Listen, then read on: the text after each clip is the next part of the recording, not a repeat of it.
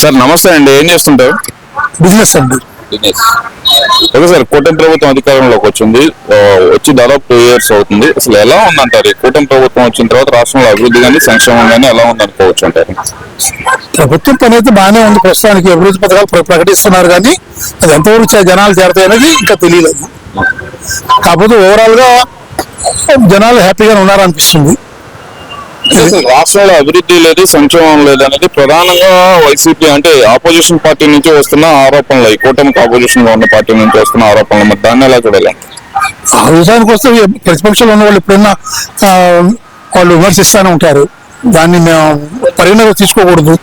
Common people గా ఏంటంటే ప్రస్తుతానికి అయితే కొన్ని బాగానే ఉన్నాయి అనిపిస్తున్నాయి. ఇంకా 3 సంవత్సరాలు ఉంది, ఆ తర్వాత ఎలా ఉంటుంది, ఈ మధ్య ఏం జరుగుతుందో తెలియదు. ప్రస్తుతానికైతే బాగానే ఉంది ఓవరాల్ గా. అభివృద్ధి పరంగా ఎలా ఉందంటారు రాష్ట్రం? అసలు అంటే వాళ్ళు వచ్చి 2 సంవత్సరాలు ప్రకటించిన పథకాలను కూడా అమలుకి వచ్చి సంక్షేమ పథకాల గురించి కదా సార్, రాష్ట్రంలో అభివృద్ధి పరంగా ఎలా ఉందంటారు? పరంగా కంపారిజన్ ఇంతకుముందు ఉన్న వాటిని బెటర్గానే ఉందండి. బెటర్గానే ఉంది. అంటే ఏ విషయంలో బెటర్ గా ఉందనుకోవచ్చు? ప్రస్తుతానికి గవర్నమెంట్ ఇండస్ట్రీస్ బాగా తెప్పించుకొస్తుంది, విదేశీ పెట్టుబడులు బాగా వస్తున్నాయి.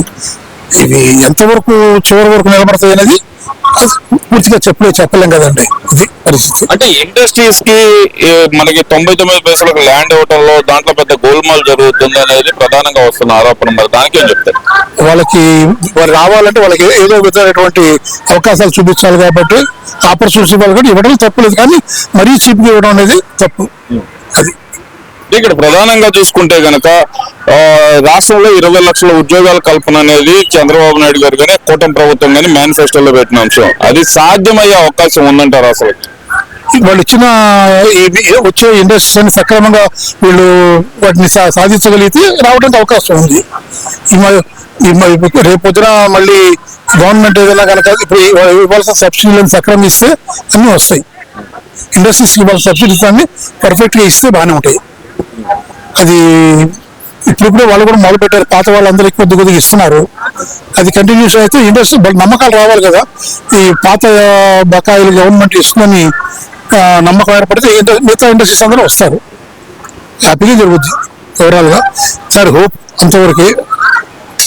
అంటే ఇక్కడ రాష్ట్రంలో పెట్టుబడి పెట్టే వాతావరణం లేదు, రాష్ట్రం నుంచి కంపెనీలు వెళ్ళిపోతున్నాయి. ప్రధానంగా చూస్తే దాల్మియా సిమెంట్ కానీ భారతీయ సిమెంట్ కానీ ఇలాంటి కొన్ని కంపెనీలు వెళ్ళిపోతున్నాయి అనేది తీవ్రమైన ఆరోపణ అయితే వస్తుంది. దాన్ని ఎలా చూడాలంటారు?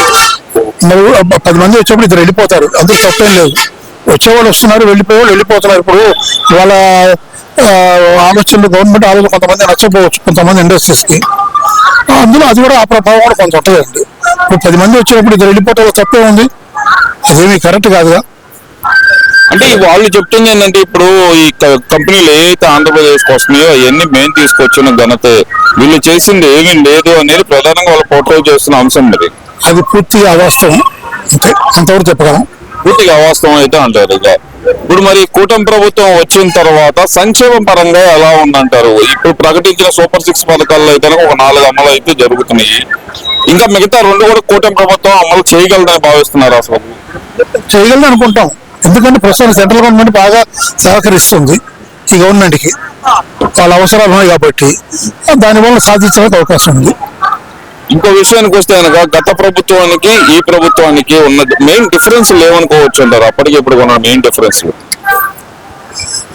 అవి అంత కరెక్ట్ గా మేము ఇప్పుడు చెప్పలేము.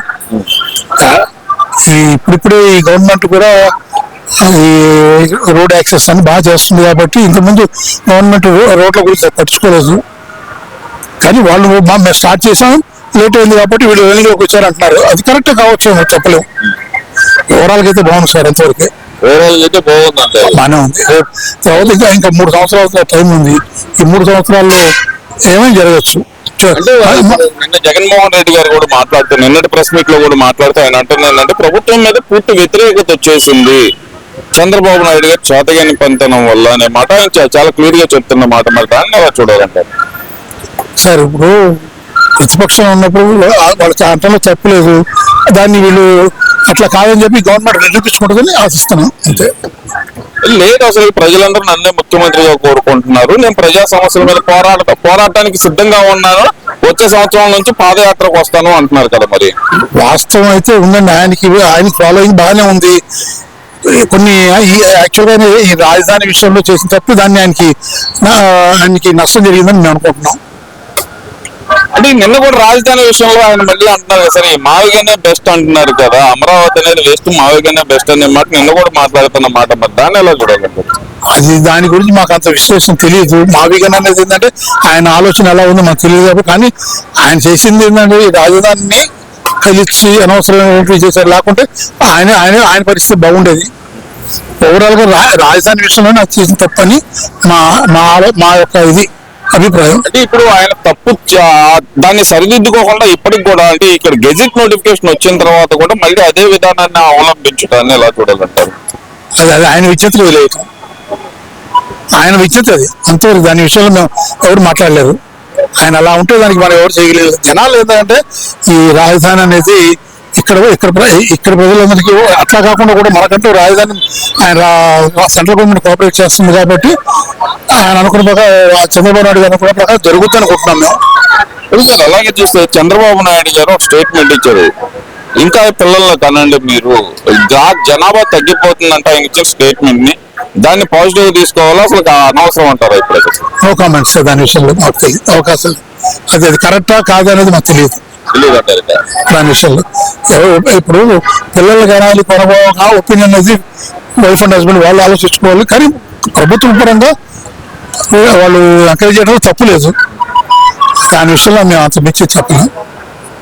ఈ జగన్మోహన్ రెడ్డి గారు చెప్తుంది ఏంటంటే 2029లో నేనే వస్తాను 2.0 పరిపాలన చూపిస్తాను అంటున్నారు కదా, ఇప్పుడు ఉంది రెడ్ బుక్ రాజ్యాంగం, అప్పుడు 2.0 పరిపాలన చూపిస్తాను నేను అంటున్నారు, మరి నేను ఎలా చూడాలంటారు? చూసాము సార్, ఇప్పుడు ఇంకా 3 సంవత్సరాలు ఏదైనా తప్పులు జరిగిందనుకోండి, ఆయనకున్న ఓటు బ్యాంక్ ఆయన పొంది దాన్ని డెవలప్ చేసుకుంటే ఆయనకు అవకాశం వస్తుంది. Thank you.